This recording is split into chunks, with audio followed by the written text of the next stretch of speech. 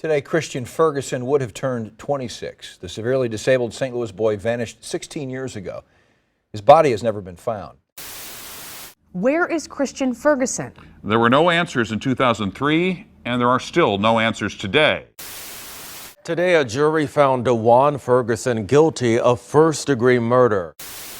Tonight, a jury finding Dawan Ferguson guilty again, this time for sex crimes against a child.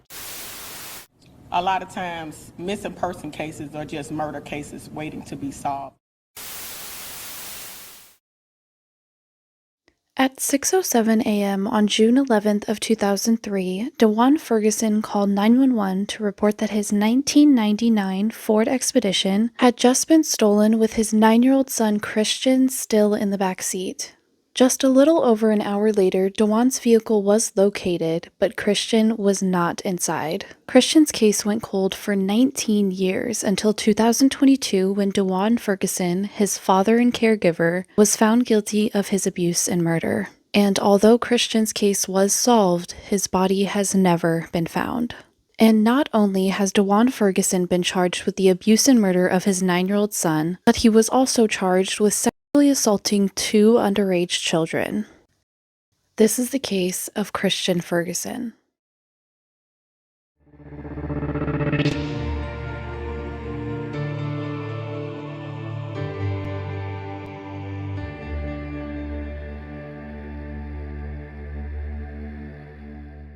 Hello everyone, welcome back to my channel, or welcome if you are new here. Before I get into today's case, I do want to obviously give a trigger warning before I get into any details that I will be covering sensitive topics in this video.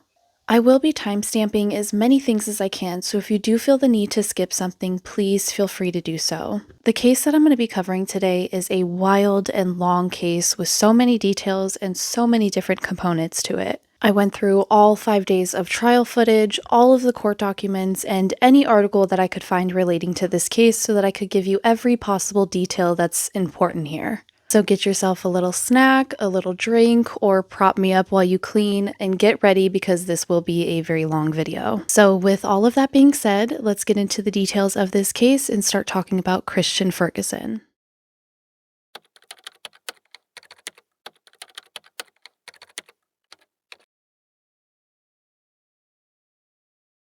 Christian Taylor Ferguson was born on October 9th of 1993 in St. Louis, Missouri, to the parents Dawan Ferguson and Theda Person. Just 2 days after Christian was born, he fell into a coma, and this is when it was discovered that he had a rare genetic blood disorder called citrullinemia. This disorder causes the body to produce more ammonia in the blood, and this meant that his body was not able to process proteins correctly. He did require medications and a very strict diet with limited amount of proteins, but other than this, he lived as if he was just any other child. He played, he laughed, he walked, he talked, and as long as he was taking his medications, he had no problems at all. When Christian's doctors spoke to his parents about exactly what was going on, they thoroughly explained what was going on with him. The doctors told them exactly what kind of medications he would need, exactly the diet he would have to follow, and exactly the type of symptoms they would need to look out for if anything went wrong. From something as simple as taking in a little too much protein or not giving him the exact amount of medication required, the ammonia levels in Christian's body could easily rise. Because of this, the doctors instructed his parents to immediately bring him to the hospital if he ever showed signs of confusion, stomach pain, or vomiting. If his ammonia levels did rise and he wasn't immediately brought into the hospital, this could put him at risk of falling into a coma, suffering severe brain damage, or even death.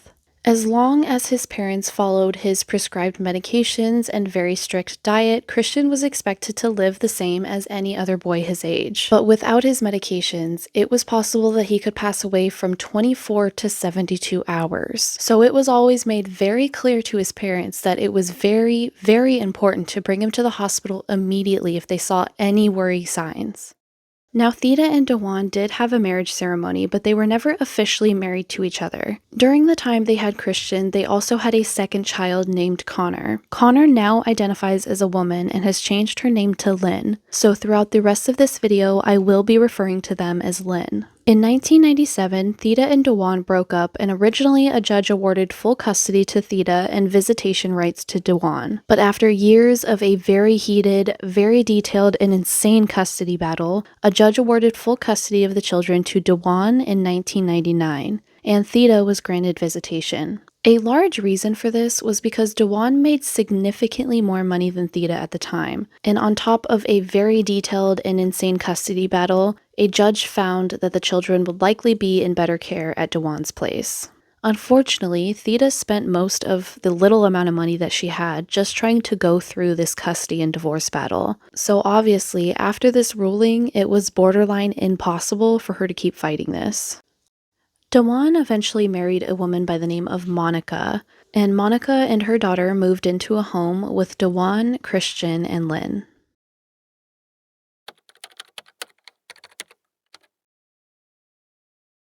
On the night of January 16th of 2001, Christian, who was only 7 years old at the time, began to get really sick and started vomiting throughout the night. But instead of immediately taking him to the hospital like Dawan was instructed to do any time Christian got sick, he sent Christian to bed and told him to just sleep it off. By the next morning when Dawan went to go check on him, Christian was completely unresponsive.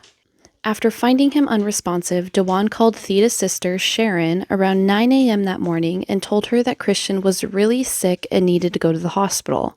But he also told her that he didn't have time to take him because he needed to go get his other child, Lynn, over to school. Sheree obviously became extremely concerned for her nephew, and she told Dawan that she would leave work immediately and come take Christian to the hospital. But for some reason, Dawan just got frustrated and hung up on her. She tried calling back, and he wouldn't answer. So she rushed over to their house, but by the time she got there, they were already gone. There was no cars in the driveway, and there was no one inside of the house. So thinking he must have rushed Christian to the hospital, she went to the hospital. But the hospital staff said they hadn't checked in yet, and they actually hadn't heard from anyone in that family the entire day. She sat at the hospital for over 2 hours until eventually she was like, well, I gotta go back to work. So she left, and around this time, it was noon. Right after she left, Dawan happened to bring Christian into the hospital. So what we know at this point is that Dawan was aware that Christian was vomiting the night before. He called Sheree at 9 a.m. to let her know that Christian needed to go to the hospital, but he did not bring Christian to the hospital until 12 p.m. By the time Christian was actually seen by any doctors, he had already slipped into a coma. And he was in that coma for quite a while, so he was already suffering severe brain damage from this. Unfortunately, this incident would change Christian's life forever, and he spent the next 6 months in the hospital. Moving forward from this, Christian was severely disabled. He required a feeding tube, extensive medication, extensive care. He was no longer able to walk, talk, eat, or even use the restroom by himself. He was no longer that 7-year-old Christian that was a regular boy just a few days before. During the years of 2001 through early 2003, Christian was provided nursing services where nurses cared for him for at least 40 hours a week. Towards the end of 2002, a few of the nurses started noticing signs of neglect and that no one was caring for Christian after the nurses actually left the home. Testimony from a few of his nurses stated that every morning when they would arrive, Christian would be filthy and absolutely soaked in urine. The nurses started to double wrap him in diapers before they left, and they would always arrive the next morning to him wearing the exact same 2 diapers that were so soaked they saturated his clothing and the mattress that he was forced to lie on. On some mornings, he would be so saturated with urine that it would pool up in his shoes and socks that were left on from the day before. The nurses also stated that they started noticing no change in the formula or medicine levels from when they left and came back, meaning it was starting to look like no one was giving Christian any medicine, food, or formula when the nurses were not present. One nurse even went as far as pre-mixing formula to make it easier for Dawan to feed Christian, but when she would come back the next morning, all of the pre-mixed formula that she had would still be there. The nurses taking care of Christian were the only ones who seemed to feed him, give him medicine, clean him, and even order his prescriptions, because Dawan or Monica, the 2 adults living in the home, just slowly stopped caring. In February of 2003, Christian's nurse attempted to refill his prescription, but she was denied because the doctor stated they had not seen Christian in over a year. His doctor demanded to see Christian and do a full exam on him before she would refill any of his prescriptions. And you guessed it, his nurse took him to this appointment as well because Dawan would not go. At Dawan's trial, the nurses were asked if they ever called police to report the neglect that they were witnessing, but unfortunately none of them did. One nurse did state that she reported this to her agency, but it appears the agency really never did anything with that information. The Medicaid funding that was provided to Christian so that he was able to have nurses 40 hours a week ended in 2003. So the nurses that were constantly caring for him and were the only ones caring for him were no longer required to go to his house. So from March to June of 2003, it's unclear who, if anyone, cared for Christian.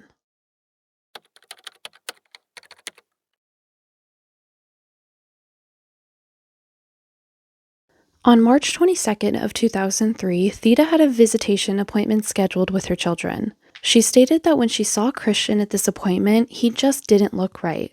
His skin seemed like it was a different color, and overall, he was just acting differently.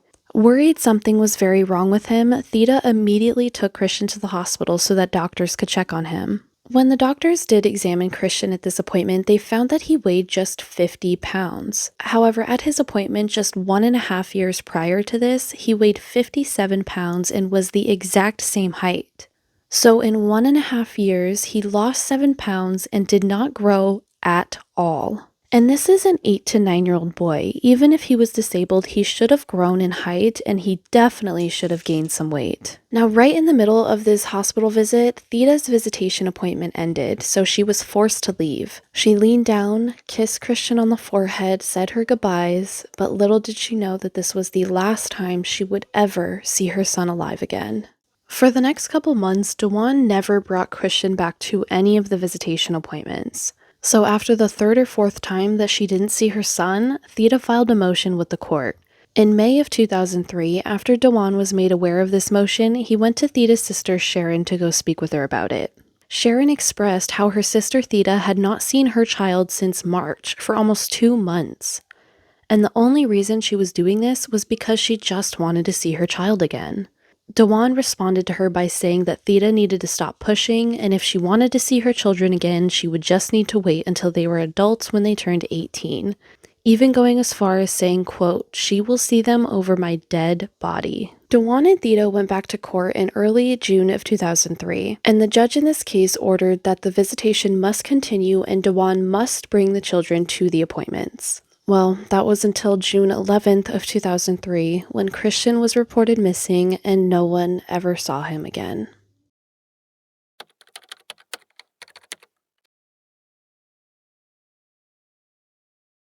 On June 11th of 2003 at 6:07 a.m., Dawan placed a call to 911 to report that his 1999 Ford Expedition had just been stolen, but most importantly, his disabled son Christian was in the back seat.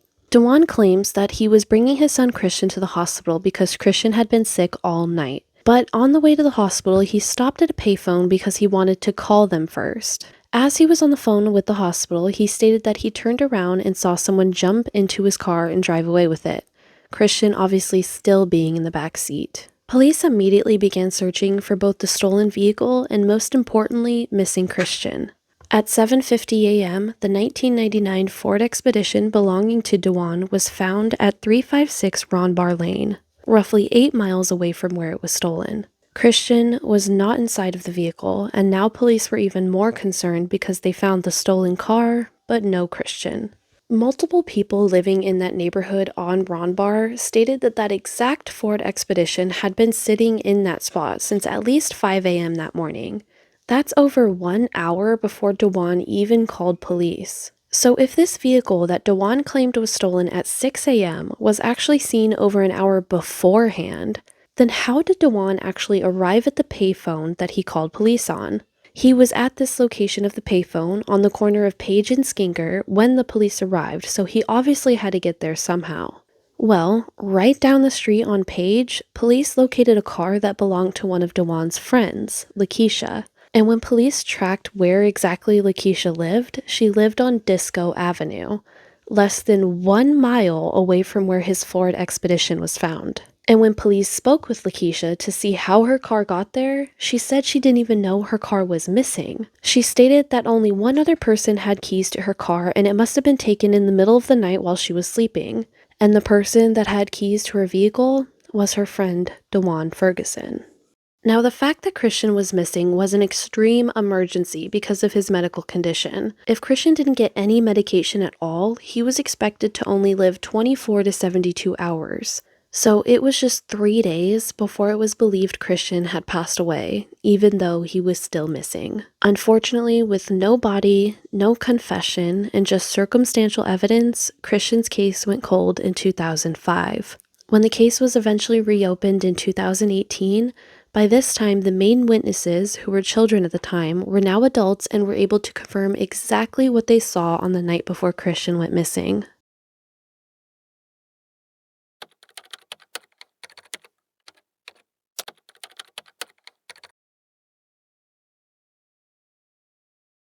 Dawan went to trial in June of 2022 for the murder of his son, Christian.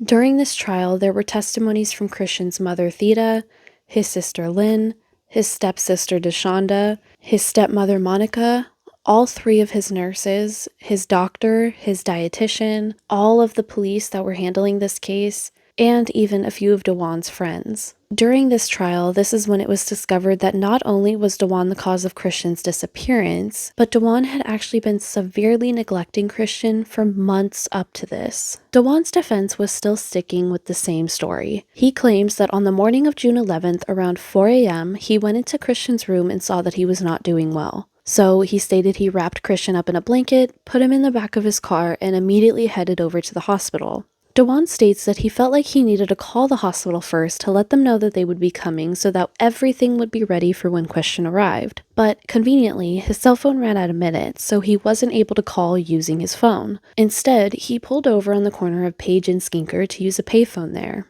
As he was using the phone, he turned around and saw his car get stolen with Christian inside, and this was the last time he ever saw Christian. A very important testimony at this trial was the testimony of Christian's sibling, Lynn Ferguson. Lynn was only 7 or 8 years old on the night that Christian went missing, but she recalls everything that happened that night. And now being an adult and able to actually fully process what happened, she was ready to tell everyone what exactly happened that night.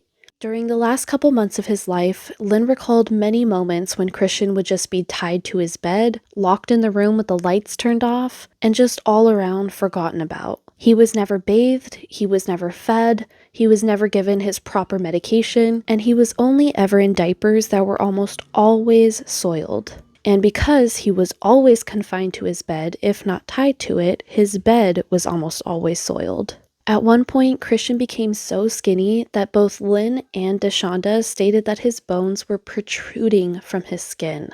Lynn came home during the day on June 10th of 2003. At this time, she was sharing a room with her brother Christian. When she walked into the room, she found that Christian's G-tube was not in, and there was dried blood where it was normally placed. She frantically looked around the room, but she couldn't find it anywhere. Being just a child at the time, she obviously didn't really know what to do, so she went to an adult in the home, Monica, to tell her that Christian's G-tube was missing. But all Monica responded to her was that she already knew. So again, being a small child, Lynn just went back to the room and assumed that someone would come in and help Christian eventually. Lynn stated that during this entire day, Christian was moaning and groaning as if he was in constant pain, going through all day, all the way into the night. At some point throughout the night, she heard her father Dawan come into the room, so she pretended to be asleep the moment that he walked in. She heard her father Dawan pick up Christian and take him out of the room. She then heard what she described as a struggle, and then suddenly, Christian stopped moaning. Dawan brought Christian back into the room and placed him in the bed, Lynn stating that she heard absolutely nothing coming from Christian at all. No moaning, no groaning, and no breathing. Dawan leaves the room for a short amount of time and then comes back to wrap Christian up in a blanket. Lynn hears as he picks Christian up, wrap him in a blanket, and then leaves the room.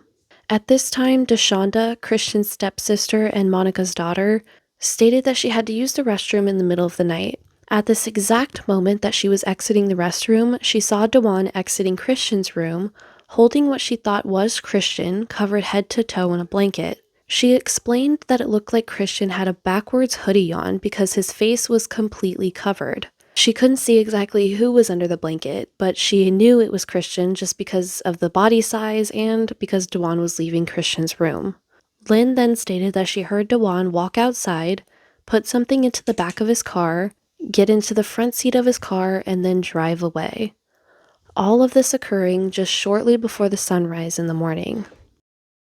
I will be playing a large portion of Lynn's testimony, and this is not only because her testimony is so important to understand what exactly was going on in that house, but Lynn was so extremely well-spoken throughout her entire testimony. She handled herself with such grace, and she made sure to state all of the facts that she could remember, knowing that she was just a small child when all of this happened.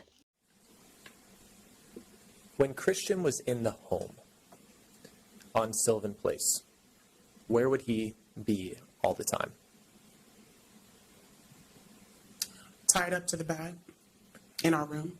And what do you mean by tied up to the bed? Can you describe that to the jury? Yeah, there was a comforter that was usually tied around his torso, around his abdomen area, and it was tied with a knot behind the bars of the bunk bed that was at times split apart. So he could not get away from that bed or from that cross-legged position. So at one point, did you guys have bunk beds then? Am I following along correctly? Yes. And then at some point, did they become two separate beds in the room? Yes. And at the time that Christian was reported missing by Dawan, were they separated? At the time, at what time? When Christian was reported missing by Dawan, were the beds separated? Yes. Now, you talked about how Christian would be tied up to the bed. Was there anything that you remember in your childhood during this time period where Christian would be left alone at the house? Yes. Can you describe that to the jury? There was one situation, we left the house, and it was dark outside, and I remember all of the lights were out in the house. They were turned off. It's dark in the house, and I even remember asking, is Christian still in there? And we went to the Renaissance Hotel, which I called, I think, the Black Hotel back then. And I remember it vividly because we ate burnt burgers. Yeah, we were just supposed to be having fun while he was at the house, to my knowledge, strapped to the bed in the dark. Were there any other adults that were left with him? No, not that I know of. Would you have to feed Christian at times? The only time I remember trying to feed him, I would say no. I would say no. The only time that I remember trying to feed him was the night of June 10th, June 11, 2003 or so. Would you ever try to clean him up? Yes, I had to. And why would you have to? Because no one else did it. We lived in squalor. I And begged him. how was Christian's appearance when you felt like you had to clean him? I mean, he was disheveled. He was usually wearing nothing but a diaper that was soiled, and I would do the best of my ability to change those. And at certain points, put clothes on him, but at other points, I guess I just figured that it wasn't even something that was necessary since he was in the same situation day in and day out. And how old were you at this time? I had to be like 7, 6, and then even 8 years old. You mentioned earlier to the jury that you could see Christian's bones, essentially, correct? Mm-hmm. During the springtime leading into summer of 2003, did you notice a difference in Christian's physical appearance? Again, time frames escaped me because I was a child and I didn't really have a concept of time that I do now. But I remember for the majority of the time that he was mentally disabled to the extent that he was after the coma, that he just looked completely the same. I mean, just like horribly skinny. I remember even his face looked a little contorted, a little different than it used to be, you know. He almost looked like everything physically was changed about him because of what happened. Lynn, I want to talk to you about the day of June 10th leading into the next morning of June 11th. Now, you were a child at that time, correct? Yes.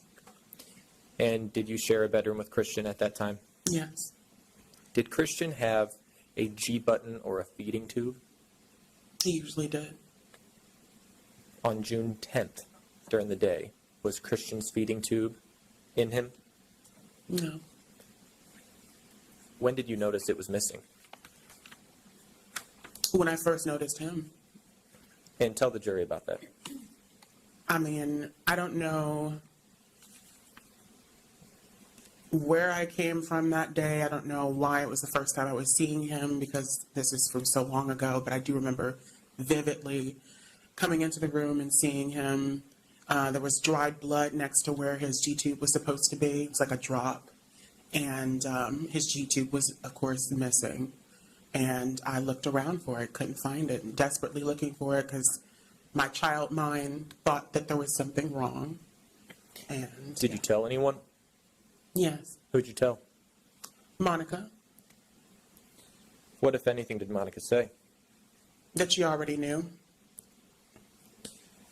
Let's talk about how Christian appeared on that day, the day that his G-tube was missing. Was there anything unusual about Christian's physical appearance or demeanor? Yeah, he was moaning, he was groaning the entire day.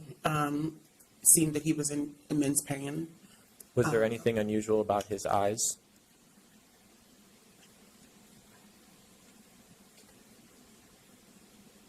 Honestly, don't recall. This moaning, this groaning, what you described as immense pain, did that continue from the day leading into the night? Yes. And in the middle of the night, were you in the same bedroom as Christian Ferguson? Yes. Did anyone come into your room that night? Yes. Can you please tell the jury about that? Dawan came in with Monica, took Christian into the other room, which was known as the TV room. And you could only see a sliver of that from my room. I don't think they knew that I was awake. And seemed that a struggle ensued. I heard, Now, you could not see into the room, correct? yes, that's correct. So can you describe what you heard that makes you think that it was some sort of a struggle? Well, his moaning and groaning got more intense, it seemed. And then all of a sudden it stopped after some kind of struggle. I don't know what those noises were exactly, but it seemed like a struggle of some kind. And then it just stopped. And then what happened after the moaning stopped? I feel like I heard a whimper from Monica. And then later on, I don't know how much later, he was brought back into the room. Monica, I remember, was standing in the doorway, kind of crying, looking at him. And he didn't seem like he was doing it. He clearly wasn't doing anything he was doing before. If I look back on that memory, it seems that he was gone at that point, no longer living. But because I couldn't hear him breathing, I couldn't see him moving. He wasn't moaning and groaning anymore.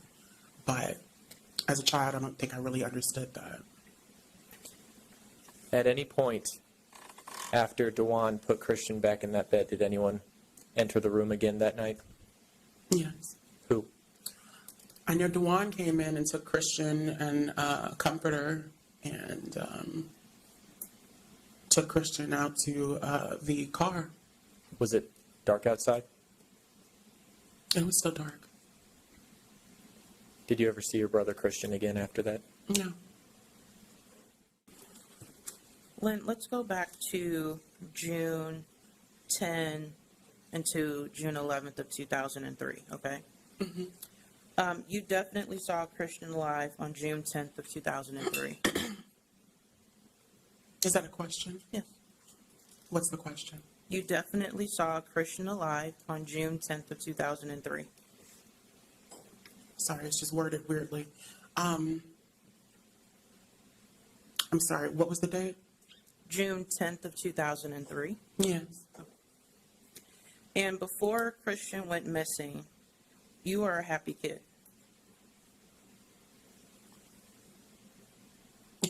Definitely not. No? Okay. So your testimony here today is that you were not a happy kid before Christian went missing? Yes, that would be my testimony. After Christian had his coma in 2001, there were home health care workers in the house Monday through Friday. So it keeps sounding like you're stating something to me. Could you ask that again? After the coma in 2001, Christian's coma, there were home health care workers in the house Monday through Friday. I don't know anything about that. Okay. So your testimony here today is that you don't know if you had home health care workers in the house? At that specific time period that you're stating, no, I don't know anything about that. But you lived with Christian, correct? Yes. And the home health care workers would give Christian food and medicine. Your Honor, I'm going to object to speculation at this point. She's already made it clear she doesn't know anything about the nurses. Asking her a series of questions about what they did would then just be speculation. Yeah, I'll sustain the objection. Okay. Dawan would give Christian his food and medicine, correct? I never saw it that I can recall. So your testimony here today is that you never saw your father give Christian food and medication. I don't recall. You don't recall. Okay. When your dad was home from work at night, he would give Christian food and medication. I don't recall that happening, to my knowledge, no. So you're saying you did not see your father give Christian food and medication? No, I rarely saw him. Hold on, ma'am. Asked and answered. Yeah, the objection is sustained. I think the jury has heard the question, heard the responses. Let's move to the next topic, please. Christian would eat by his mouth, and he also ate by his G button, correct?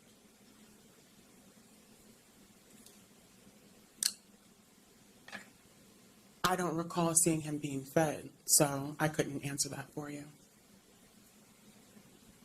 So, again, your testimony here today is that you did not see Christian get fed?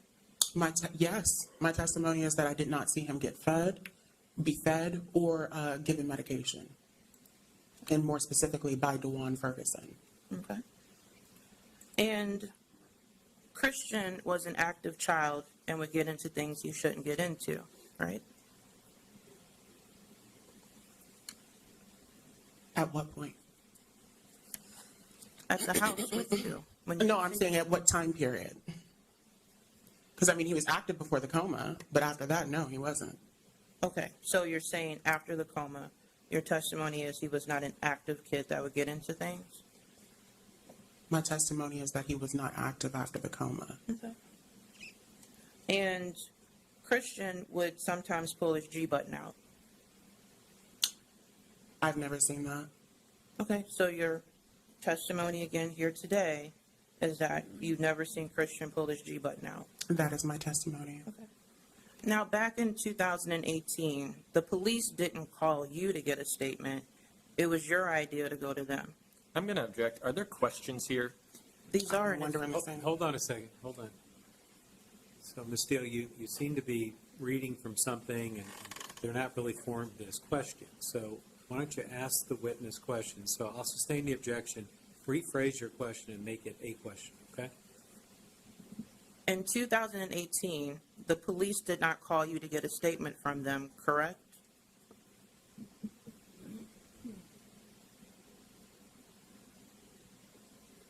I wanted to give them a statement, if that's what you're asking. They didn't ask me to give them a statement. Okay, so it was your idea to go to them, correct? Yes.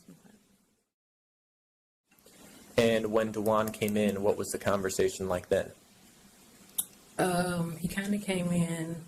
I asked him, did he want something to drink? And I don't know what he and Monica were talking about, but it was kind of like when I came back in the room, you know, like I knew, and they were looking at each other, and that's when, you know, I was included. Were they arguing at all? No, not arguing, just more or less having a conversation, that you know that there was some type of tension. And was the conversation between the two of them in regards to Christian? Yes. At some point, you indicated that you became a part of that conversation. Yes. What happened next? I'm so nervous. It was on Monica. I remember her saying she knows, or whatever the case may be, that she discussed something with me, And that was directed to Dawan? yes, Okay, so Monica told Dawan, she, referencing you, knows. yes. Okay, what happened next? Like I said, I went in the kitchen to get something to drink, and they were kind of discussing something between each other.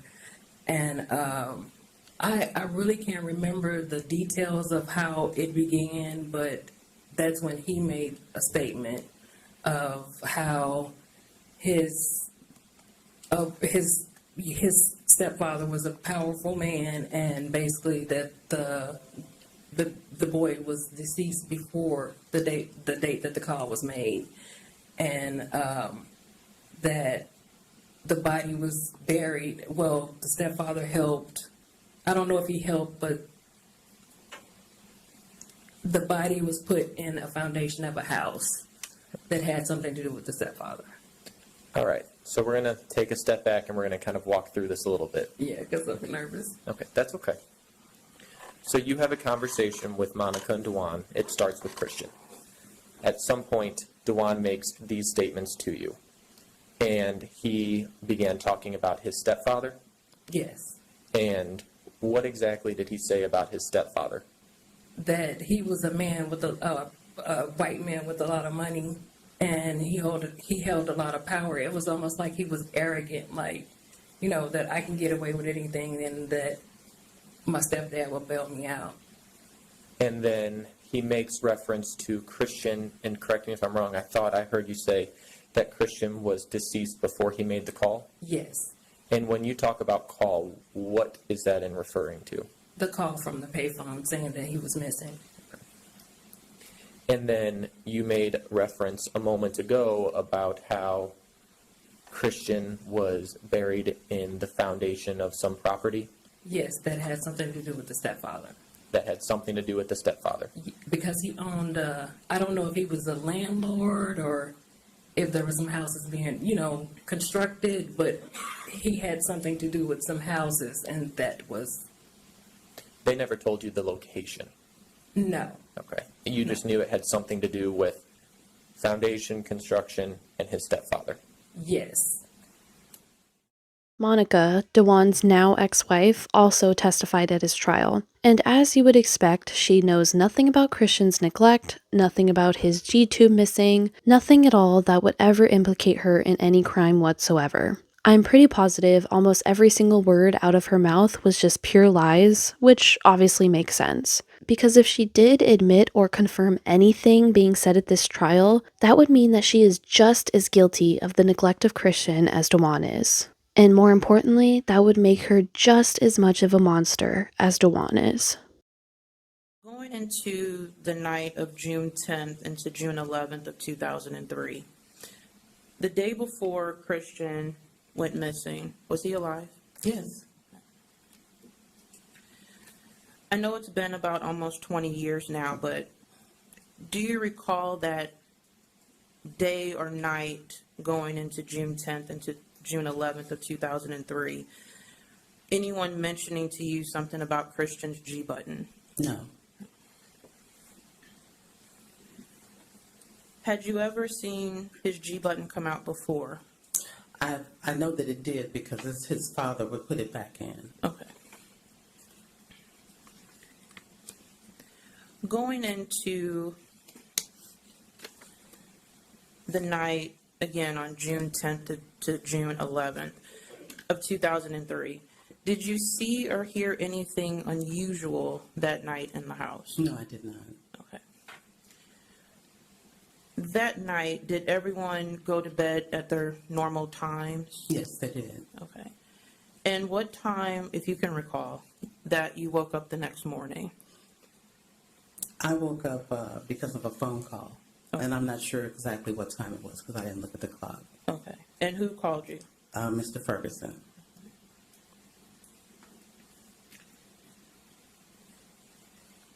Monica, there's been testimony here today that you and Dawan confessed to murdering Christian to a woman named Sheree Holder. Your Honor, I'm going to object as she is asking this witness to comment on other witnesses' testimony. It's not proper. Response.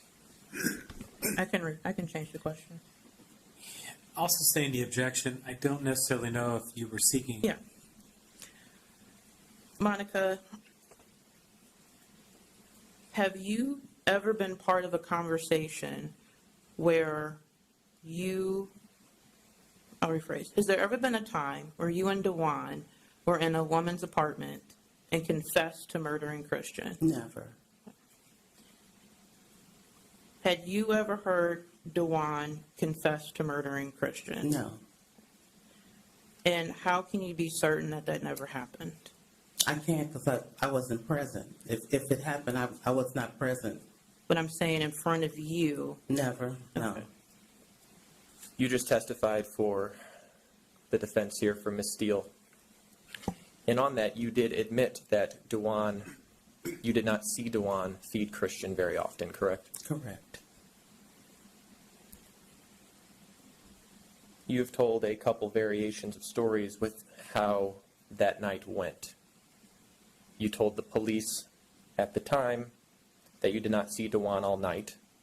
However, you told Mr. Goldstein that he woke you up in the middle of the night. He woke me up on a phone call. He woke me up to let me know that Christian wasn't feeling well and that he was going to watch him. And if he got worse, he'd take him to the hospital. And that was the last that we spoke to each other. You deny knowing anybody by the name Sheree Holder. That name's not familiar to me. However, when you were talking with Ron Goldstein, you said, it's possible we could have had a conversation with her. It's possible because we had an open marriage. Everyone knew that. That's not what I said about her. I don't recognize her name. I don't recognize it. You deny knowing anything about the G button being missing. Did I deny it? You were just asked by Ms. Steele, and you said that you never noticed his G button being missing that day. But I didn't see Christian that day. Did Connor come up to you and tell you that the G button was missing? I don't remember that. I don't remember that conversation, no. So when I'm looking back here, you're denying having a conversation with Sheree Holder where the implication is that Christian was dead because of actions by you and Dawan. You're denying even knowing who Sheree Holder is. You're denying the allegation that Connor told you about the G button being removed. Connor probably told his father because when we were living at St. Vincent, he would pull his G button out, and the nurses knew that.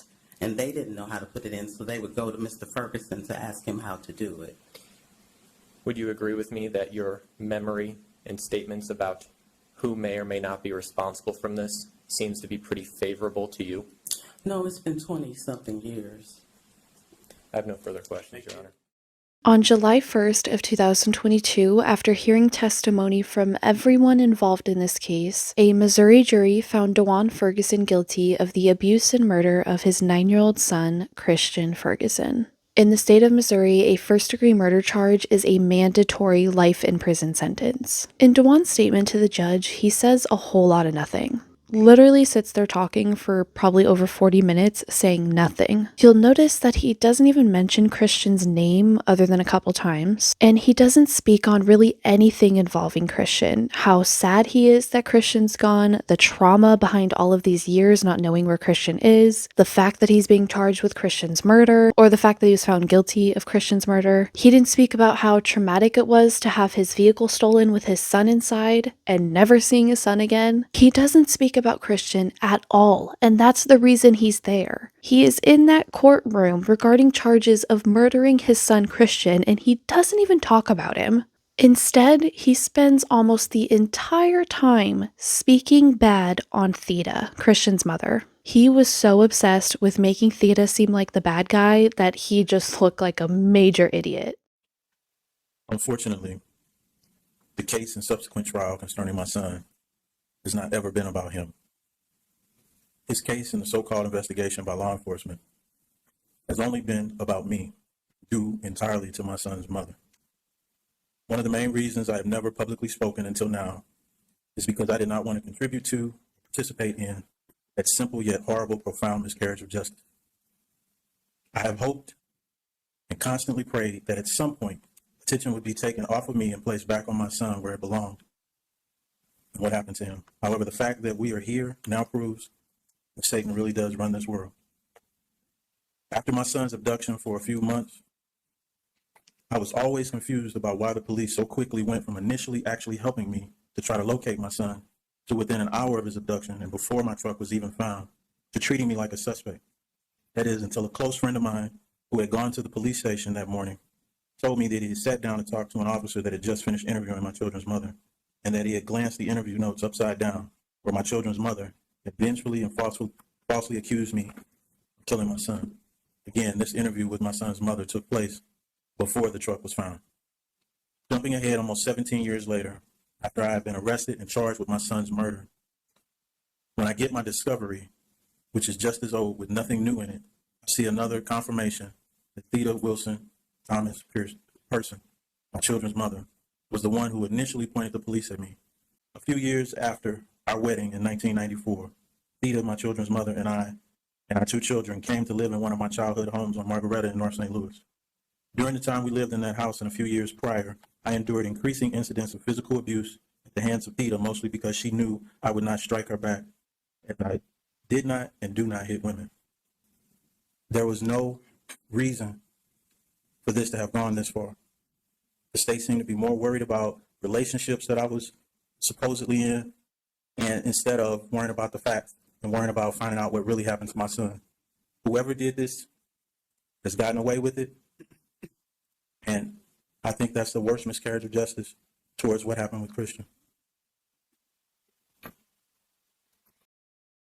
All right. You know, one thing that struck me about Mr. Ferguson's statement, and I can't tell you, was it 30 minutes long, approximately 25 minutes long? Well, I can appreciate the fact, I think it's misplaced, that Mr. Ferguson contends that he had nothing to do with the death of his child. What I didn't hear in those 30 minutes was any sort of, and I don't really call it remorse, would suggest that you're bearing responsibility. I'm talking about any grieving for the loss of a son. I did not hear that. What I heard for 30 minutes, 25 of the 30 minutes, is that Mr. Ferguson is a victim. And not so much a victim of the court system. He's a victim of Ms. Person. I'm not quite sure what that was designed to do. I don't think that would elicit any sympathy for him. I'm not quite sure what his motivation was there with that. But I, respect the fact he has an opportunity to speak. But while one could not take responsibility, one could express grief for the loss of a child.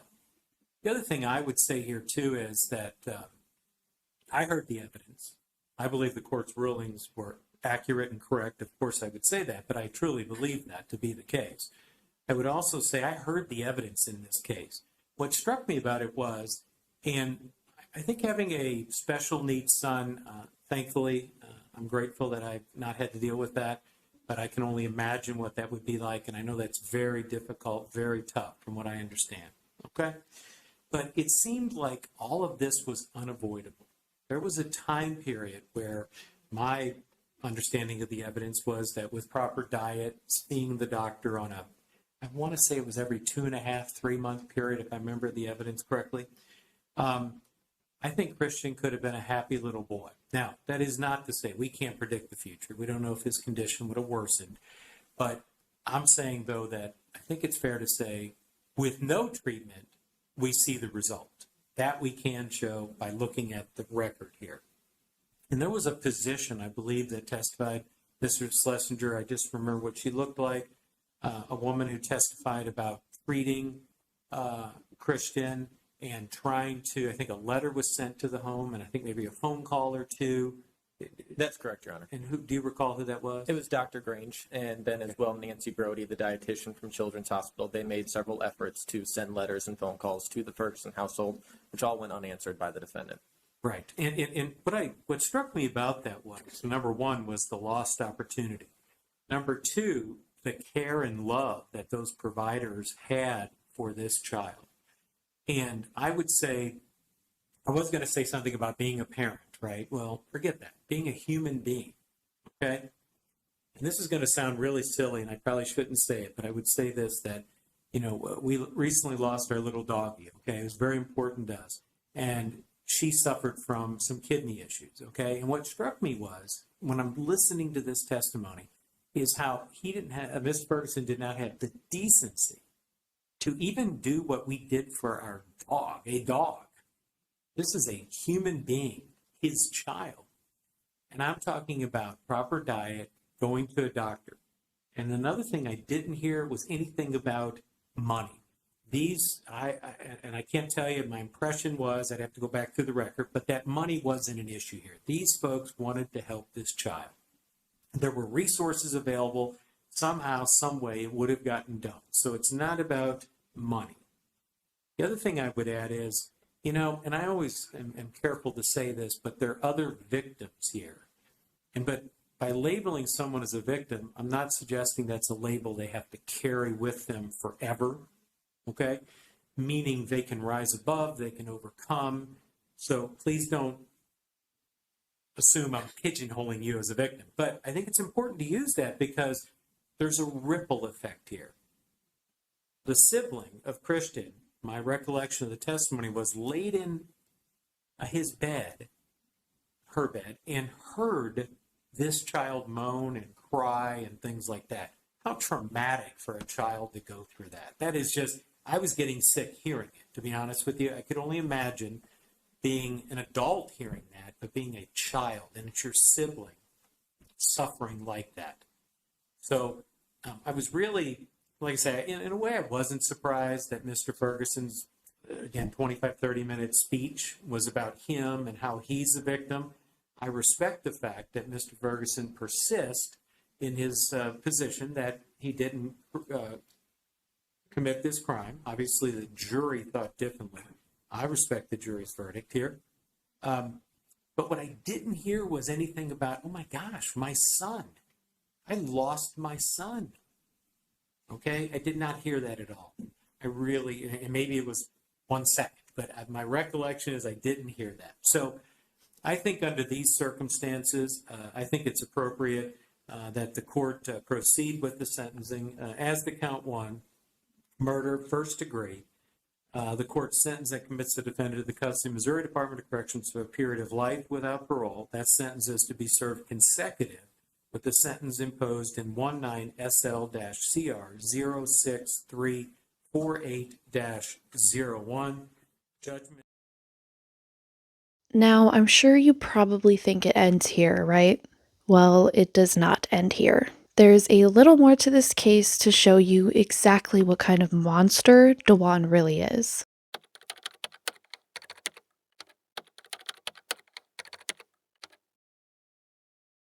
At the same time that Dawan was on trial for the abuse and murder of his son, he was also on trial for the rape and molestation of 2 people under the age of 14, one of which he got pregnant twice. One of the victims testified about years of sexual abuse by Dawan.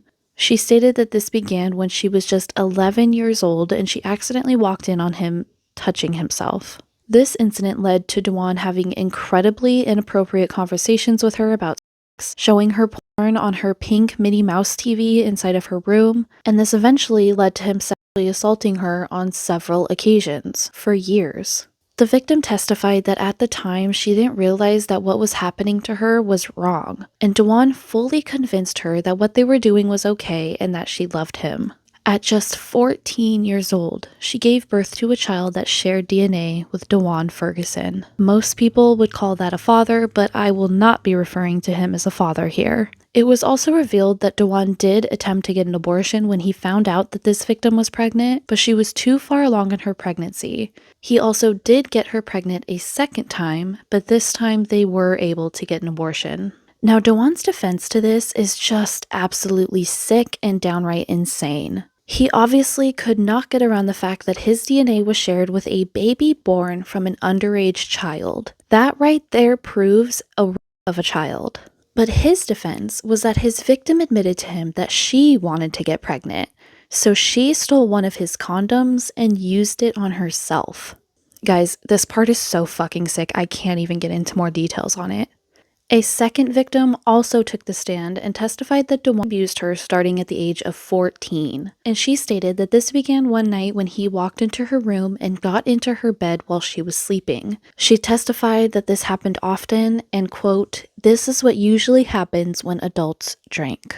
In addition to the charges regarding the murder of Christian Ferguson, on August 3rd of 2022, Dawan Ferguson was also found guilty of statutory rape, first-degree sexual intercourse with a person less than 14 years old, statutory sodomy, first-degree deviant sexual intercourse with a person less than 14 years old, second-degree statutory rape, second-degree statutory sodomy, and second-degree child molestation. Dawan was sentenced to life in prison plus an additional 30 years. Dawan has since appealed this conviction, claiming that one of the jurors was biased and already formed their opinion on Dawan on the first day of his trial. But obviously, after reviewing all of the evidence, the appeals court did deny this appeal. If you have made it to this part of the video, thank you so much for listening to all of the details surrounding Christian's case. I know this was a long one. Even though the details behind this case are so hard to hear, they are so very important to hear. I think it's so important that all of us are fully aware of what exactly happened here. And if Christian had to endure all of these things, the least we can do is listen to it. And I also think it's extremely important for all of us to listen to these cases because things like this are happening right now. There are hundreds, if not thousands, of children being abused the same exact way that Christian was abused right this second. And most of the time, no one even discovers it until it's too late. What can we do to help? What can we do to bring more awareness to these cases? What can we do to prevent this from happening anymore? I know I've said this before, but I'm going to say it again. Cases like this just make me feel so defeated. Before I end this video, I do want to take a moment to send my sincerest condolences to any loved ones and any friends of Christian Ferguson. Christian was explained as a sweet and happy little boy who always had a smile on his face. His eyes lit up around the people that he loved, and many people described him as a little boy that was just full of love. Now, I'd like to say that Christian's case ended in some kind of justice, which in a way it did. But at the end of the day, Christian didn't fully get his justice because his body has never been found. No one knows where Christian Ferguson is except for Dawan Ferguson, and he refuses to even admit that anything happened, let alone tell anyone where Christian is. Until the day that Christian is actually found, I'm not sure that his case will truly get the justice it deserves. Well, that's all I have for you guys today. Thank you guys again so much for watching and taking the time to listen to this entire case. I genuinely appreciate every single one of you being here. If you haven't already, please like this video and subscribe to my channel to see any future videos of mine. And as always, please do not hesitate to leave a comment on this video. I absolutely love hearing from all of you and all of your different opinions. Thank you again so much for watching, and I'll see you next time.